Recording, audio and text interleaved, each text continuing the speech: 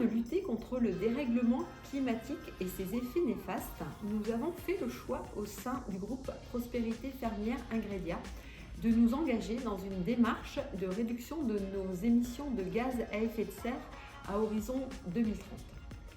Déjà, au travers de nos bilans carbone de 2020 et 2022, nous avons pu identifier des pistes afin de réduire les émissions de gaz à effet de serre autour des thématiques que sont l'énergie, le transport et les achats responsables. Le contexte inflationniste de 2022 des énergies gaz et électricité nous a amenés à travailler collectivement avec les équipes industrielles du site de Saint-Paul à la réduction de la combustion du gaz naturel à hauteur de moins 18% au profit d'une énergie propre qu'est la combustion de biomasse. Un approvisionnement de bois 100% local sourcé à 80 km de notre usine de Saint-Paul. En parallèle, nous avons augmenté notre part d'électricité verte à hauteur de 15% sur l'année 2022.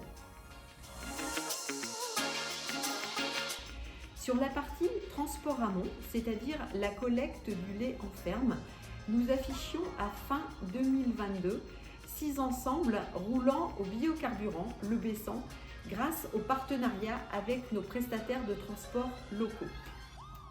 Ceci nous a permis d'effectuer 600 000 km au biocarburant avec une réduction des émissions de CO2 de 450 tonnes. Nos solutions transport sont toujours plus novatrices avec la mise en place de tracteurs électriques. Au niveau du transport aérien, nous avons réduit significativement nos émissions de gaz à effet de serre entre 2020 et 2022 grâce à l'optimisation collective de la mise à disposition de nos produits dans la chaîne d'approvisionnement globale. Nous avons ainsi réduit notre flux aérien au profit de solutions décarbonées. Nous avons obtenu le label fournisseur et achat responsable en mars 2023.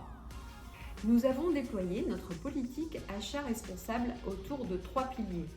Tout d'abord, l'engagement réciproque en valorisant les relations avec nos fournisseurs. Ensuite, le respect de l'environnement en travaillant sur des solutions décarbonées avec nos fournisseurs. Et pour terminer, le développement du tissu local et des PME. L'accent est mis sur des achats de solutions décarbonées à impact limité en émissions de gaz à effet de serre.